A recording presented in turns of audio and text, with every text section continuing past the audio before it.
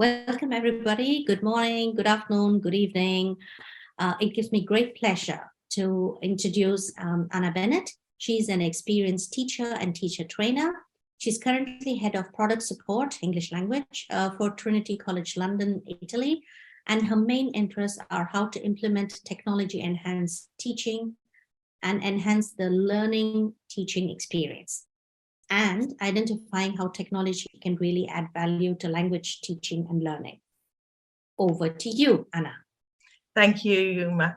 So welcome everybody, and I'll start sharing my my screen.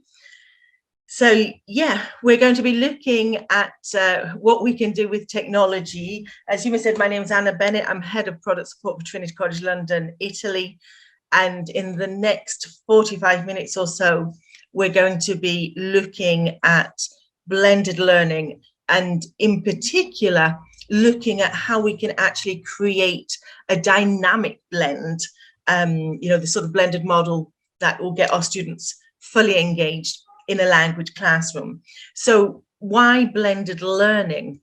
Well, I think it's fair to say that there's no denying that we're living in a time with unprecedented opportunities for actually integrating technology into the teaching learning process.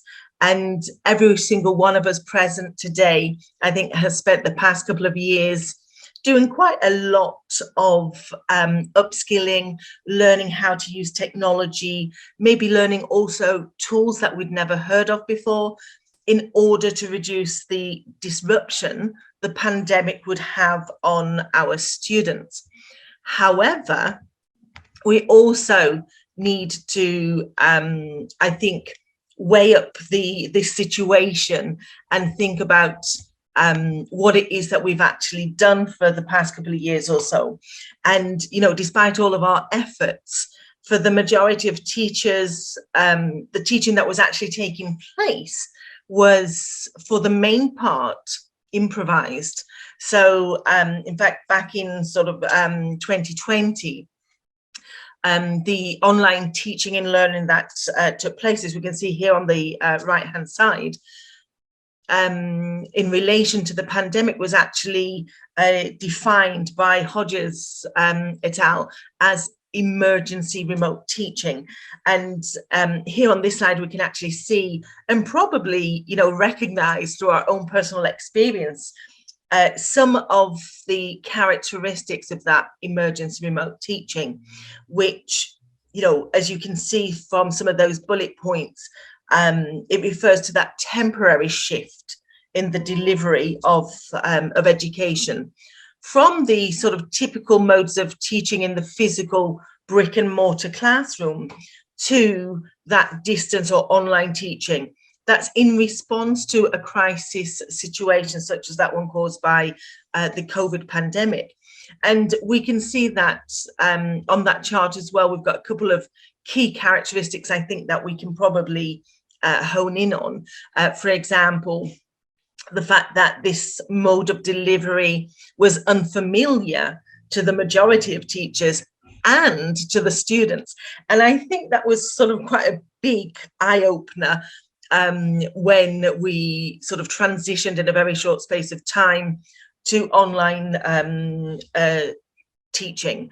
And it was the fact that we always talk about digital natives, and a lot of us believe that we've got digital native students who know about technology, they find it easy to use and so on. But what we actually were faced with in many cases was the fact that our students were not as tech savvy as we actually thought they were. They know how to use technology in terms of gaming, mobile phones and things like that. But when it came to actually using technology for learning, well, that was a completely different ballgame. And so this sort of abrupt change actually generated quite a variety of feelings, of emotions. So it generated fear of the unknown, and maybe created a little bit of anxiety among teachers. But it also led teachers to quickly sort of reconfigure their plans, their pedagogical strategies, so that they could actually find a way of taking forward and creating this new learning scenario in order to continue teaching, so as not to interrupt the school cycle. And you know, another thing that I think is on that list is the fact that maybe teachers had the tendency to transpose their traditional in-class activities to the digital learning environment, and that soon became very clear that it led to a rather frontal style of teaching, and that in order to maintain motivation high, keep our learners engaged, we actually needed to find ways of exploiting the full potential of technology. In fact, you know, the online learning experiences, the well planned out experiences, are meaningfully different to that of the emergency remote teaching. And we can see that on the left hand side. You know, it's something that's obviously been, you know, it's a pedagogically sound approach to teaching. It's something that's been carefully planned out, studied for decades, and, you know, gives us that scope and all those opportunities to actually personalize and differentiate the activities that we offer to our learners. So we're going to be looking at how, through all that learning that's taken place, we've now actually got the opportunity, I think, to reap what we've sown, in the sense that, yeah, we did a lot of upskilling. It was quite challenging at times, but now that we've learned all of those digital tools, what are we going to do with that knowledge? Put it to one side and say, hey, you know, we're out of the worst of it. We can go back to what we did before. I don't think anybody actually wants to go back to what we did before, but what we want to do is actually find ways in which we can take that knowledge, take all those skills that we've learned, and find new ways of actually using that as a blended approach. So, you know, encouraging more self-learning and getting our students to become more autonomous. And also, one of my favorite things is getting them to be the creators as well as the consumers of some of that material that we use in class. And therefore, I think it was necessary today to start off with this difference between the two modes of delivery. What is emergency remote teaching and what is quality online teaching or distance teaching, or what we're going to be looking at today, creating that magic blend that will allow us to have the best of both worlds, so to speak. And so we'll be looking a little bit closer at what blended learning is. We'll be looking at a variety of blends, and then maybe reflecting a little bit on which blend is going to fit my own learning context and teaching context with my students. So let's move on and think, you know, what is blended learning? And I'm sure all of you have got your own ideas, a very clear idea of what blended learning is and what it actually means to you in your own teaching context. But we'll start off with a sort of simple definition, and I've put something in bold down the bottom here about it having multiple forms, because when we think of blended learning, the definition has actually sort of changed slightly over the years, and although there's been sort of all these multiple definitions, all of them have some commonalities or buzzwords, if you like, that link them all together. In fact, if we look at the different definitions, we will find that they all agree on one point in particular, and that is the fact that blended learning, it's not just one model. There are lots of different and multiple forms where you know, the traditional in-person classes are supplemented or supported, if we like, by technology, and learners take advantage of both the online and the offline resources.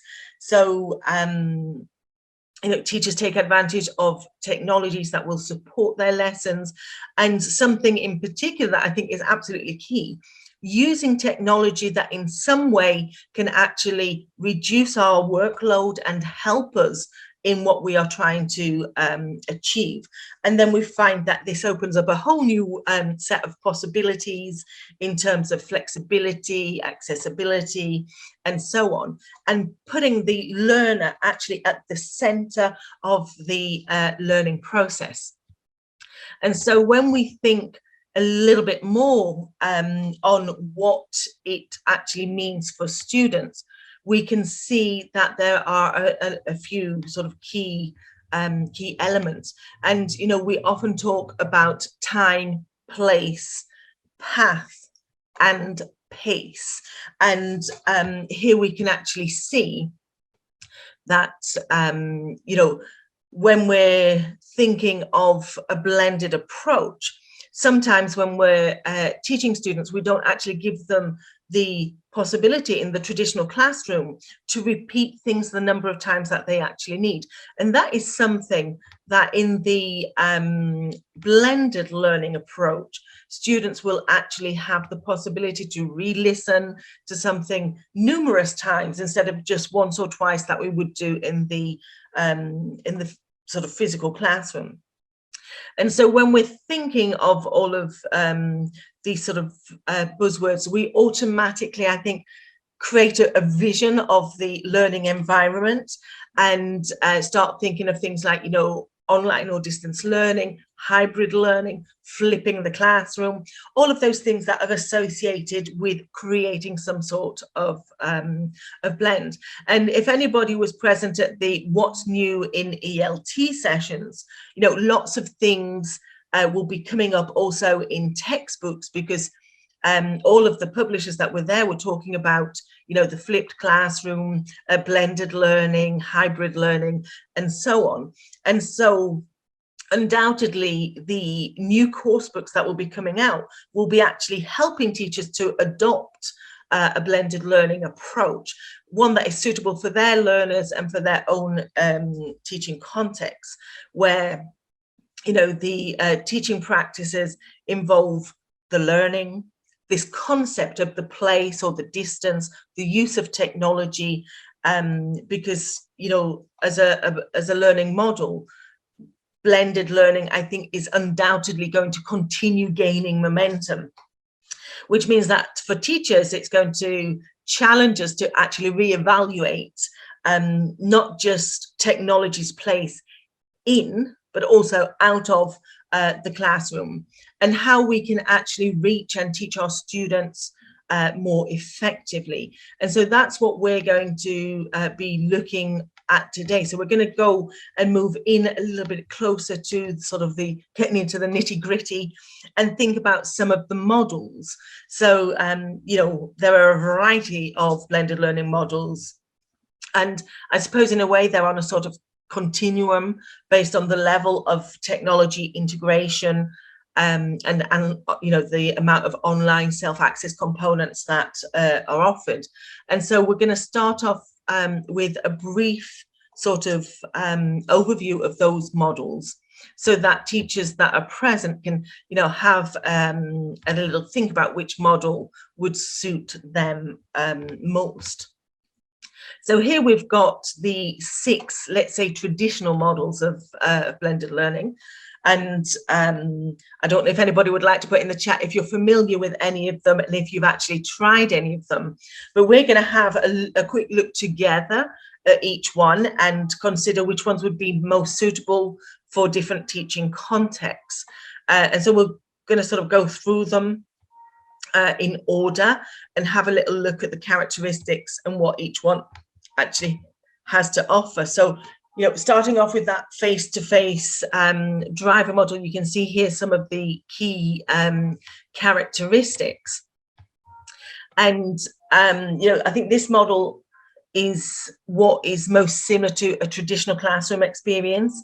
So it's probably what we were doing a lot of during lockdown, which is learners come to a live webinar or a meeting like Zoom or Google Meet. they receive the live instruction, they get the lesson delivered, and then at the end they get given their homework activities or assignments to be completed before the for the next lesson. So you know, it's pretty much what we were doing. It's I think probably the model that requires more teacher time and more energy than some of the other models that we'll see later. But it can be effective for those learners who need maybe a little bit more extrinsic motivation. And in a way, I think we can say that it mirrors a traditional classroom in many ways. So also maybe suitable for teachers who are not that comfortable with the use of technology. Then we've got the rotation model, and here we've got different versions: station rotation, lab rotation, the flipped classroom, and the individual rotation.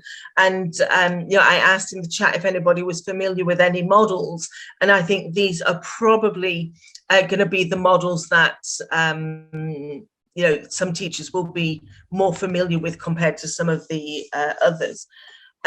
Personally, I also feel that the rotation model is probably the most popular and easily applied of the models.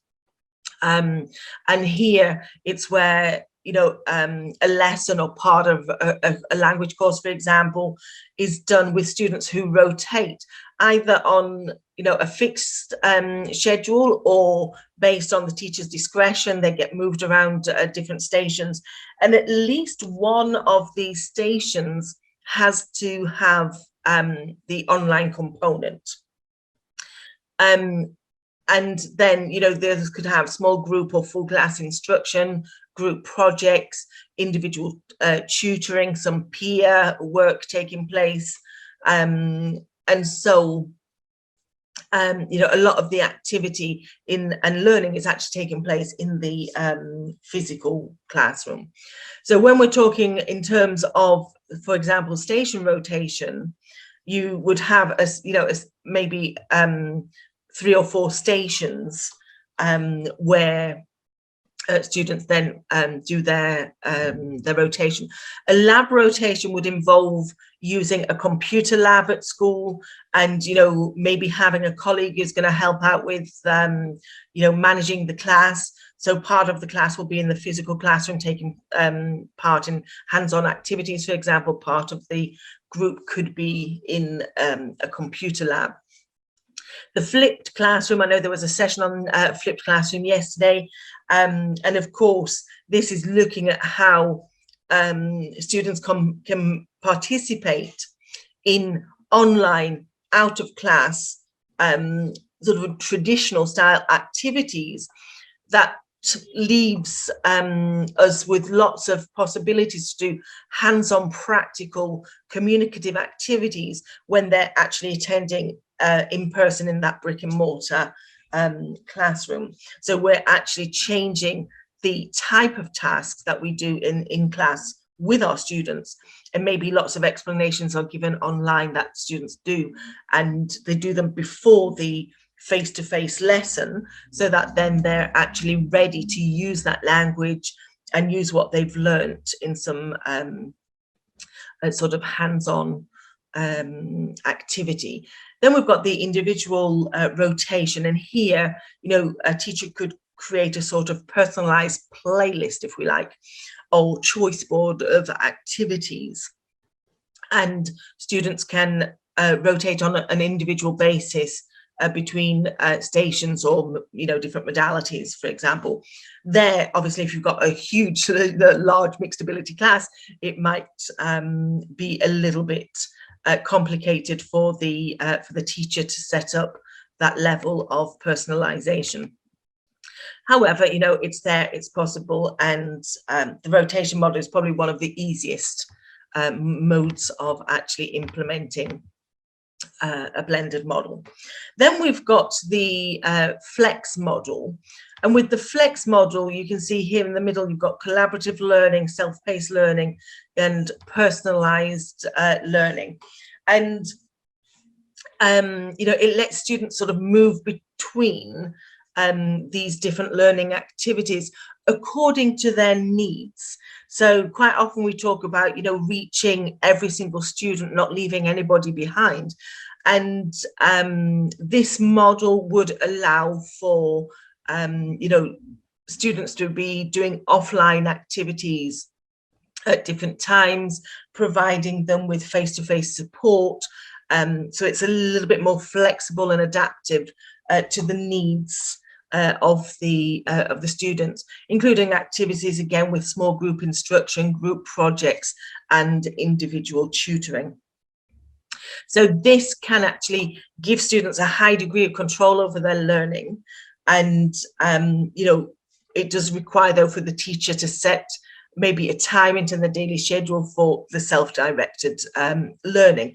Obviously, you would need students that are motivated to do something extra with minimal support. So obviously, that would impact the success of this sort of model. The classroom, though, needs, you know, offers, let's say, a high level of flexibility. It allows us to tailor the teaching to individuals, and also, you know, looking at how we can raise the levels maybe of some of those weaker students that need a little bit more teacher support.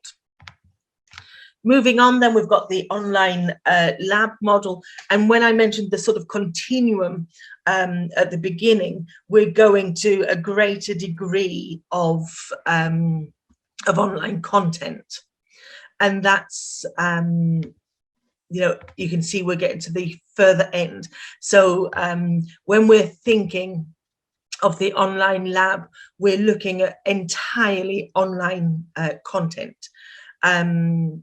but done inside the physical brick and mortar classroom. So we're looking at using language labs, for example, or if we're in a school where students can use their own devices or something like that. So, you know, it could help students, again, to move through the content at a different pace compared to their classmates, although they're all working on the same material at the same time. It does mean that, you know, no one's left behind, and also maybe those students who you know, more talented with languages, they're not stuck waiting to make progress. They can go on to do another activity linked to the general class activity. And then we've got the self-blended model, and here we're looking at a model that probably won't apply to lots of younger pupils, for example, primary school children, unless parents are involved in the process a little bit.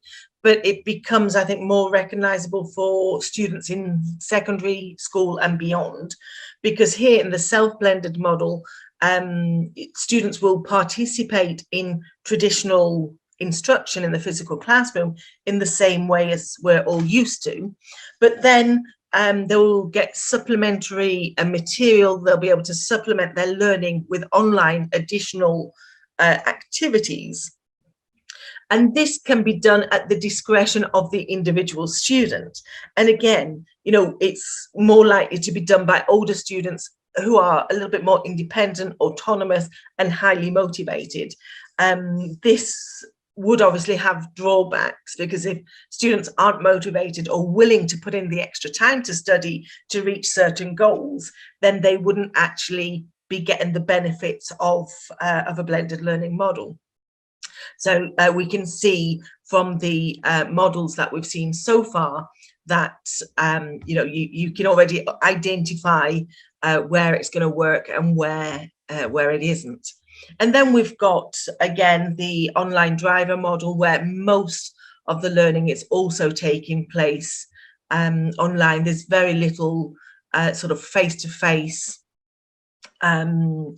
teaching, but there is a mixture of synchronous and asynchronous components. And again, this is another model that is mainly suitable for older students. So we've looked basically at the 6 models, the 6 general models that that are available to us. So then, obviously, once we've got the models, we can think about which one would work best for our own teaching context, and then think, how are we going to actually put that into action? But before we do that, I think we need to think a little bit more in detail about what are the characteristics of blended learning environments. And so we'll move on to the next slide, where we've got the 7 key characteristics of blended learning environment. And we're going to sort of start at the top here and go round in a clockwise direction. And the first one at the top there, we can see differentiated instruction and pacing. And, you know, blended learning can actually provide students with more choices. It can actually give teachers the possibility to put together activities that are differentiated. They could be differentiated by content, by process, by product. And by this, we're actually, by doing this, we're actually providing different input, different tasks, or actually getting learners to create something different. So all of this can have a great impact on the pace of learning needed to achieve those intended learning outcomes that we've actually set for our students. We've also got, and I think they're sort of closely linked, we've got personalized to learners' interests. And, you know, thinking of personalized learning environments, they're going to give each and every one of our students the best possible learning opportunities, giving students these personalized pathways so that every student has the possibility to reach their absolute best and highest potential that they can possibly reach.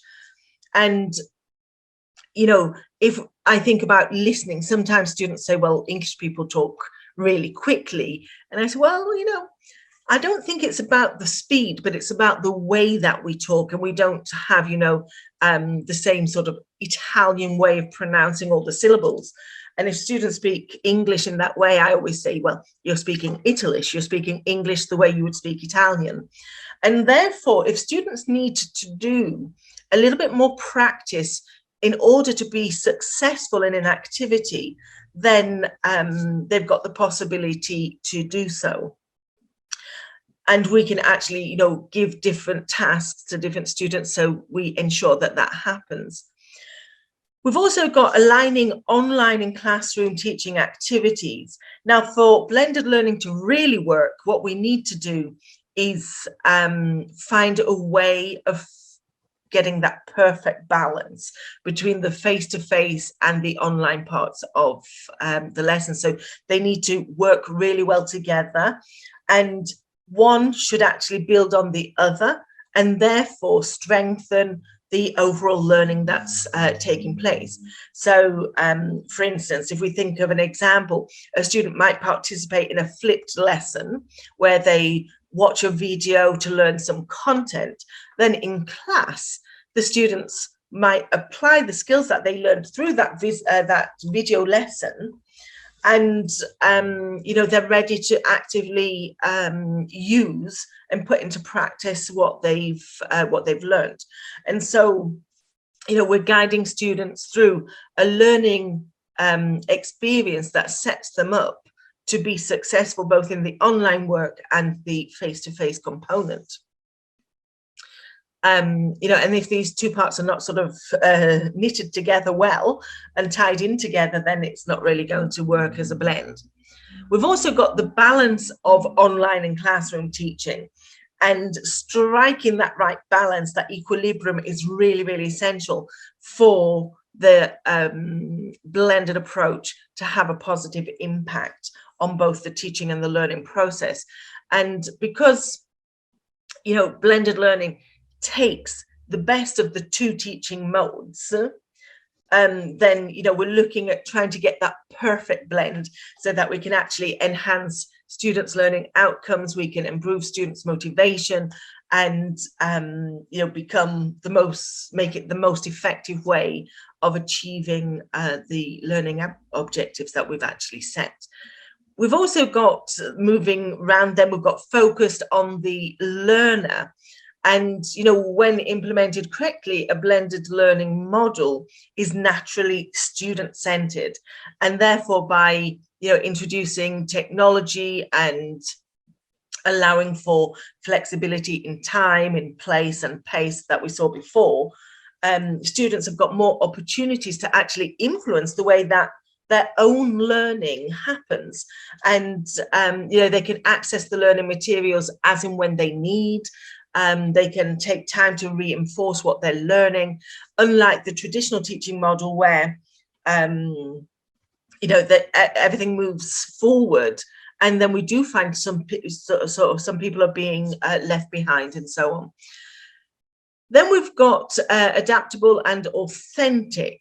And here we're looking at, you know, the fact that blended learning can actually break down the traditional walls of teaching and, you know, look at the things that work, the things that don't work, and offer a variety of pedagogies with, you know, real life situations, tasks and activities that promote critical and creative thinking, incorporating technology as that medium for the learning activities, and sort of moves the teacher and puts the teacher as a sort of support role or a facilitator, if you like. So we're sort of looking at that blend as a way of reaching all of our learners, making sure that we've got all the different ways of learning, so visual and auditory and kinesthetic and so on, and actually allowing our learners to activate all of their senses, helping them retain the information longer than we could possibly do with a more traditional approach. And then we've got, you know, the future-focused curriculum and assessment. And we know that the future is unpredictable. We're living in a time and a world where the future is, I think we can say, intrinsically unknown. We don't know what tomorrow holds. We don't know what we're going to be doing in 5 years' time. And, you know, as teachers, I think quite often we can find ourselves actually thinking, you know, how can we educate our learners for jobs that have not been created yet? How can we use technologies that have not yet been invented and prepare our students for this sort of uncertain future, solving social problems that we can't even imagine? So it's a sort of dramatic time of change with unexpected twists and turns and things like that. But what we need to do is make sure that we're doing things that put us in a position to be able to nurture, you know, collective intelligence, imagination and vision, so that our students are better prepared for the future through future-focused curriculum and assessment. And when we're thinking of assessment, we're thinking of assessment that allows students to develop those 21st century skills, those transferable skills that are needed in today's world. And so what we will do now is move on to think, what do we mean by a future-focused curriculum and assessment? Now, when we're thinking of a future-focused curriculum, as far as language teachers, quite often we refer to the CFR, the CFR companion volume that was published in 2018. And there we can find all of the skills that our teachers, that our students need. So thinking of mediation, thinking of the online interactions, the things that our students are going to need beyond the classroom. And so, you know, everything is future looking. When we think of exams, and obviously I'm thinking of Trinity's 2 skills and 4 skills exam here, we've got components of real life communication. We've got the fact that the actual exams are designed in a way to develop real life communication skills. So students are having a real life type conversation with an examiner. They're using, their planning, their creativity, their presentation skills, all of these things that are going to be needed in the future. And the assessment is actually connecting and mirroring what they're doing in the classroom, so that there's a strong link between the learning that takes place in the classroom and the examination that they're going to be doing, and what they're going to need in the real world beyond what we're actually teaching as a subject and as a language. And therefore, thinking in terms of what sort of assessment is needed, obviously one that is learner-centered, one that is reflecting what we're doing, one that allows for personalization of the content to a certain degree, one that gives students a little bit of choice and gives them the opportunity to perform at their best. And I think one thing that is really key is, doing some sort of assessment that has a positive washback on the teaching practice that then takes place through the exam preparation. So everything is interconnected and everything mirrors what is going to be expected of our students in their academic career, in their work career, and in life in general.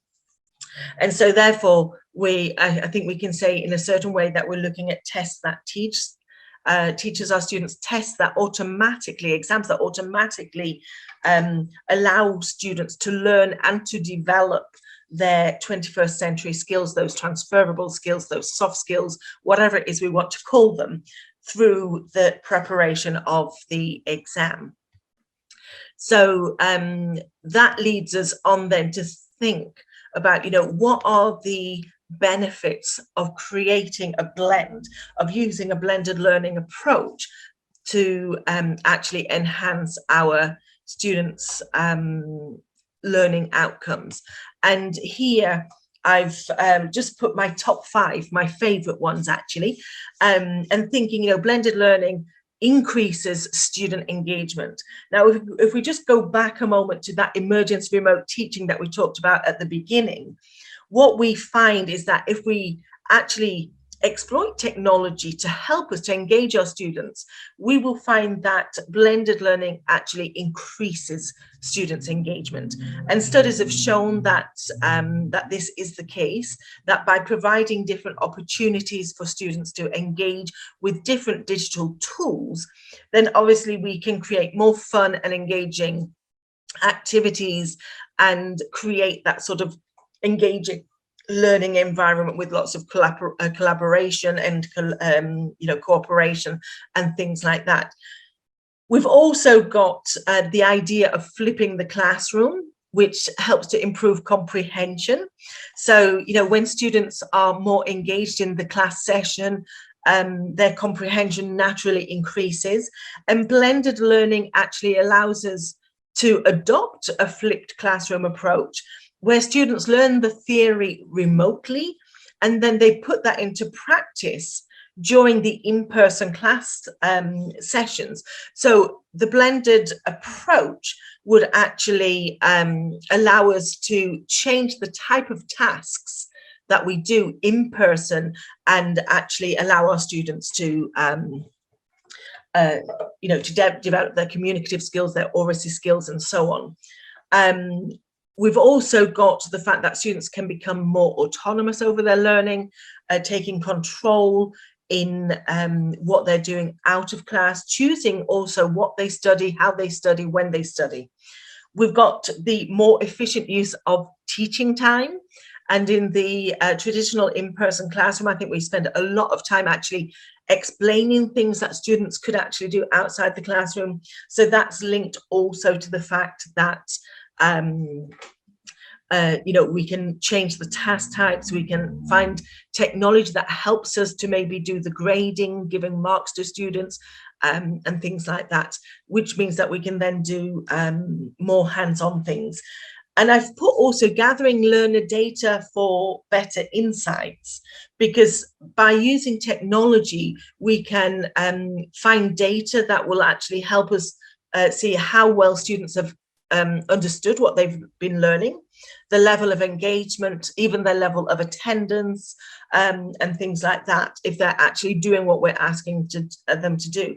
So we will find that by creating a magic blend, the technology can actually be our ally. Now, I know we've only got a few minutes left, so I'll just move on to mention that you can actually choose a blended learning exam, well, a blended exam experience for your students, because we have the speaking listening 2-skill exam in video conference online, and a fully blended approach, if you like, for the 4 skills examination, with the option of doing the speaking and listening module online in video conference and the reading and writing module in person. And if you'd like any more information to register your interest about being contacted by a member of the Italian support team, then you can scan the QR code and fill out the form, or pop over to the Trinity booth, where my colleague Lauren will be happy to provide all of the information that you need. And so we've got just a few minutes left if there are any questions. And while Huma's looking, if there's any questions in the chat, anybody who would like to ask anything. Whilst we're doing that, I'm just going to finish off with this quote here, because I particularly like it. So, thank you all for being here. And, the obvious advantage of the blended learning solution is that learning becomes a process rather than an event. And so, it gives us the possibility to use technology to our own advantage, to the advantage of our learners. And I always say, technology could never take the place of teachers, but in the hands of good teachers, it can be transformative. So I would invite you all to become transformative teachers and consider the different blends. Think about the opportunities that a blended model would offer us, and reap the benefits of this new learning modality and teaching modality. So thank you all very much. I'm not sure if there are any questions to come through. At the moment, from the chat and from the Q&A, I can't find anything. I just wanted to say, I want to say on behalf of TESOL Italy, I'd like to thank you, Anna, and to thank all the participants for taking part in this session. The next session is going to be at 12:45. Yeah, 12:45. And certificates of attendance will be available to download from the website at the end of the convention. Thanks a lot, and enjoy the rest of the conference. Thank you very much. Thank you everyone for attending. Bye-bye. Interesting. Thank you.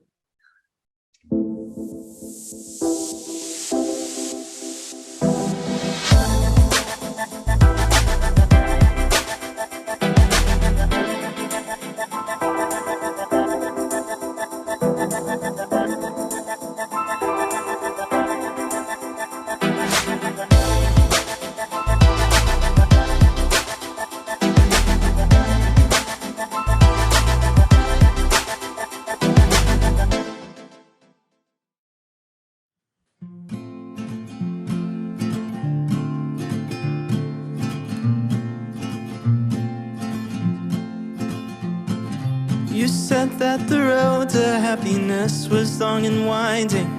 You said that the forest would get dark, and that the ground could shift here upon this hill we're climbing. No matter how close we get, we're still so far. But I trust we'll find the clearing. I'm trusting the trail. No matter what we're feeling, there's one way we can't fail.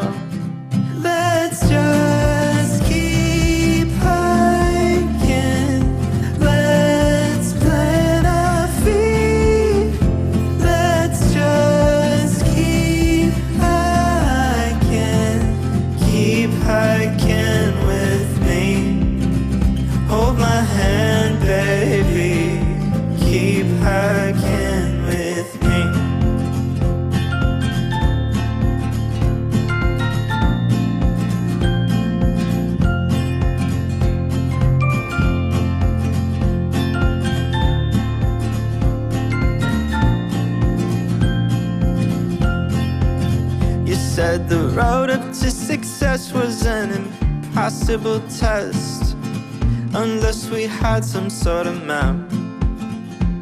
And I could feel it in my chest just as our feet begged us to rest. I think this just might be the end of that. But I said I trust we'll find the clearing.